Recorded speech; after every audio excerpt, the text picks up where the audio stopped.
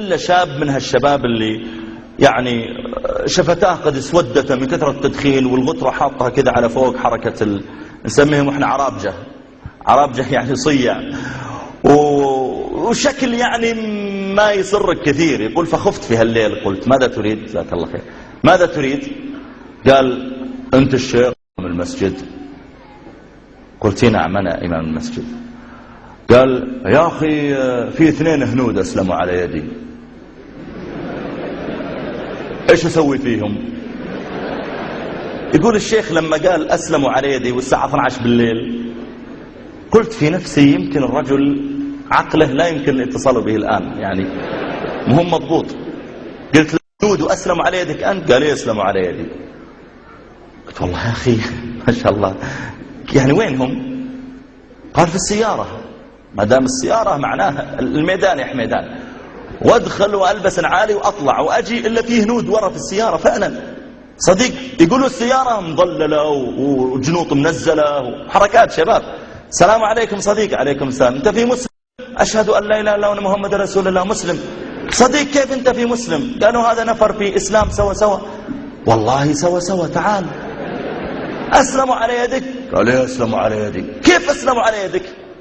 قال يا أخي أنا وديت سيارتي للورشة أصلحها وشفت الهنود يشتغلون، سألتم أنتم مسلمون؟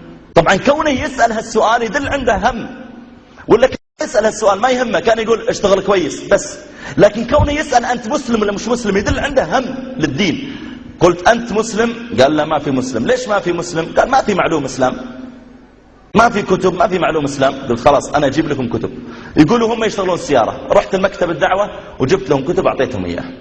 بعد 2 3 جئت أصلح السيارة، إلا جاءوا قالوا والله جيدة اللي أعطيتنا، أعطنا غيرها. وأروح يا شيخ وأجيب لهم كتب وأعطيهم إياه.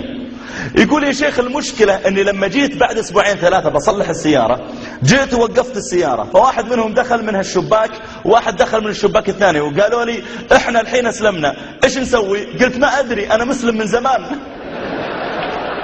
يقول ما أدري أنا مسلم من زمان. يقول الشيخ سألني قال لي يا شيخ اللي يسلم وهو كبير إيش تسوون فيه؟ قلت والله يا أخي ما نسوي في شيء، لأن بعض الناس مسكين وده يدعو الإسلام بس مخربط. عندي واحد من عيال عمي لسه جاي من أمريكا يقول لي عندنا مركز إسلامي طيب، يقول لكن جهال. قلت كيف جهال؟ قال مرة جالسين مجموعة منهم ودخل واحد أمريكي يبغى يسلم. لما دخل قال أنا والله أنا قرأت عن الإسلام وكذا أبغى الإسلام. قالوا كويس يلا قل أشهد أن لا إله إلا الله محمد رسول الله. قال أشهد أن لا إله إلا الله وأن محمد رسول الله. قالوا الله أكبر الله أكبر. ويمسكه واحد منهم قال كم وذمي تعال معي. قال وين؟ قال تو هوسبيتال للمستشفى. قال ليش؟ قال بنقطع يعني ختان. قال ليش اللي يسلم تقطعونه؟ قال ايه؟ قال له افري مسلم. قال افري مسلم كل المسلمين نقطعه. قال طيب خلاص بلاش اسلام، ما ابغى اسلام. فقال له واحد ثاني اذا ارتديت نقطع راسك. فقال المسكين قال ايش هذا الدين؟ اذا دخلت فيه يقطعون ذكرك واذا طلعت يقطعون راسك، وش هالدين هذا؟ طبعا الدين مش كذا، الدين ليس لهذا، يعني ليس من شروط الإسلام أنك تعمل ختان، ليس شرطا للدخول في الإسلام. ومسألة أيضا تطبيق الحد عليه إذا ارتد لها شروط وفيها موانع، قصة طويلة ليست القضية أي واحد يحكم فيها من اللي جالسين. لكن شوف الجهل، تدخل في الدين يقطعون، تطلع من الدين يقطعون، ليست القضية كذا.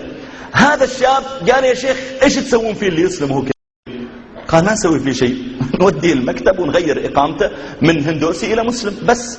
ودوهم المكتب وغيروا إقاماتهم. المقصود أن هذا الشاب ما قال في نفسه أنا عاصي أنا داشر أنا كذا، لا صحيح عندي تقصير لكن لابد أني أخدم الدين مع وجود هذا التقصير.